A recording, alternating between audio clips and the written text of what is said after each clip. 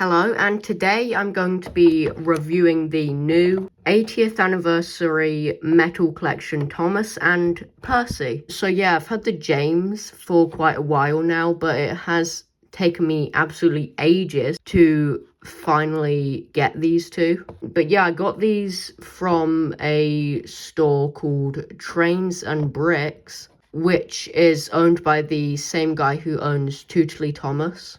And I believe these were maybe £7 each, so that's not too bad. But yeah, I'll stop wasting time and we'll start off by looking at Thomas. Now, he has the standard packaging, which we've all seen before with the 80th anniversary logo. If I flip it round to the back, I'm not sure why they included the sort of list of different characters on the motorized engines, but not the metal ones. It's quite a weird choice, but anyway, let's actually take a look at Thomas. Now, I have already gotten him out of the box. Here is the Thomas. Now, the first thing I have to say about this is that he just looks fantastic. Now, we'll start off by looking at the front, and you can see he does have a very accurate CGI face. Interestingly, he's looking up, which I would have just had him looking forward personally, but it doesn't look bad. He has painted buffers, which the motorized one doesn't actually have painted buffers, so it's nice that they included it on this one. And another thing you'll notice from the front is that the side rods do stick out a lot.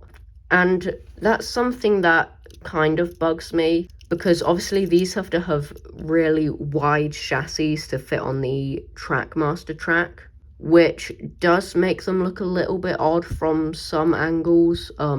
But overall, I do think the side rods look quite nice, even if they do stick out a lot.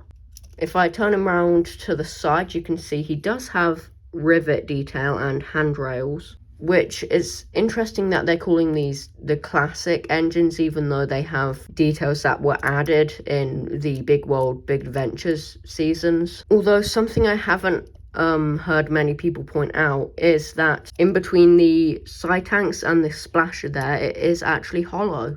It is kind of weird that I'm praising that, since it is the bare minimum, to be honest.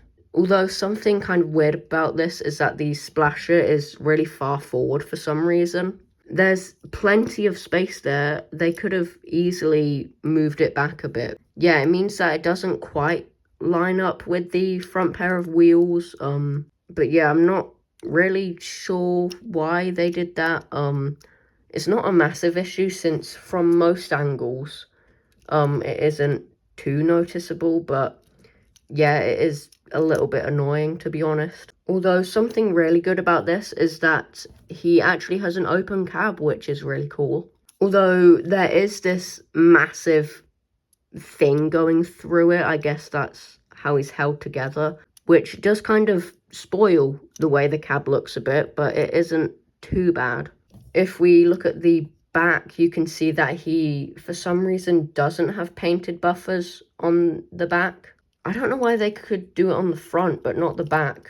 I mean, I'm pretty sure the All Engines Go Thomas has painted back buffers, so I'm not sure why they couldn't have just done it here.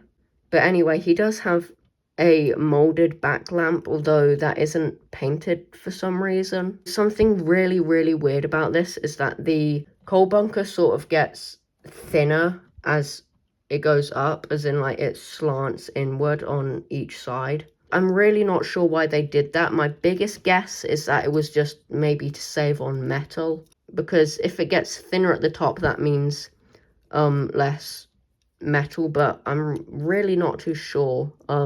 Maybe it's just sort of a style choice, like to give them their own unique style, but I don't know, it's just a bit weird. But yeah, anyway, something I forgot to mention is that the number 1 is actually really far forward for some reason. It should really be above this middle wheel, but it's sort of been pushed forward a bit, which I'm not too sure why they did that. It's not noticeable from like this angle, although if you look at it dead on from the side, it is definitely very noticeable. But if we look at the coal bunker, you can see he does have a separate coal load, which is pretty cool. It looks kind of weird, doesn't really look much like coal, but you'll see when we look at Percy that it is a lot better than his. If we look at the top, you can see that the lining is actually a bit messy on the boiler. It's sort of a little bit wonky in some places, a bit wobbly. Yeah, I'm not sure why it's like that. Mattel should honestly have better quality control. But he does have separately fitted whistles, which is nice. Although I think they probably could have included the front portholes on the cab. Since the cab is so tall, it looks kind of empty without them. But yeah, that's all I really have to say about Thomas. He is very, very nice. I can definitely recommend this one. But yeah, now we're gonna have a look at Percy. So here is the packaging, same as Thomas's, so we will get him out of the box.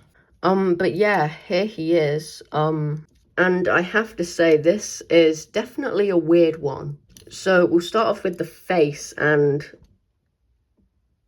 I really do not know what they were going for here. Why are his pupils so big? And just why do his eyebrows look like that? It just doesn't look right. I mean, you can tell it's Percy, but it just looks really off. But yeah, like Thomas, he does have painted buffers, but you can see that these side rods do stick out a lot. It is quite a lot more noticeable on Percy because of how small he is. It kind of looks like he has little robot arms or something. I know that's probably the weirdest thing anyone's ever said about these side rods, but yeah, it does kind of look like he has weird arms or something like that. If I turn him to the side, you can see that little suspension spring there is painted, which is nice. And you can see on that little toolbox there that the hinges have also been painted, which looks really good. Although the weirdest thing about this Percy is probably the number 6. This is what Percy's number 6 looks like. And this is what they put on this toy. It just does not look right.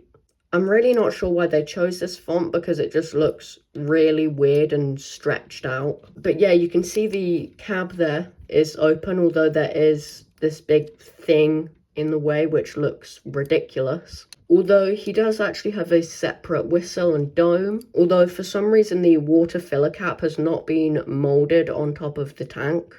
If I put up a picture on screen, you can see that there is this little bump on top of Percy's tank, which is the water filler cap. And for some reason it hasn't been depicted on this version of Percy. But yeah, anyway, if I flip him around to the back, you can see that unlike Thomas, he does have painted back buffers. I'm not sure why they could do it on Percy, but not Thomas. Although, probably my least favourite thing about this Percy is that the back of the coal bunker has not been painted. If you look there, you can see that there should be sort of this coal guard around the bunker, this like grey bit here. It's meant to go around the whole way, but it is only on the sides, which, yeah, it looks pretty terrible, to be honest. And another terrible thing is the coal. What the hell is that? It just looks like a lump on top of his coal bunker. Unlike Thomas's, it isn't a separate piece. It's literally just molded into the die cast. And it looks pretty terrible. Anyway, I don't really have much more to say about this Percy. I do think he's pretty good, although he is not as good as the Thomas. Although actually on Percy, the way the cab and coal bunker slants inward is a lot more noticeable than it is on the Thomas. If you sort of look at it from the front, you can kind of tell that it slants in. But yeah, anyway, I really don't have much to say about the Percy. But yeah, now we can finally unite the new Thomas and Percy with the new James. And here all three of them are together. But yeah, here are all 3 of the new engines, and Percy keeps rolling away. I'm still yet to get Henry, although I probably won't end up getting him since I think his model looks pretty terrible, to be honest. But yeah, that is pretty much it for this video. Thank you very much for watching, and goodbye for now.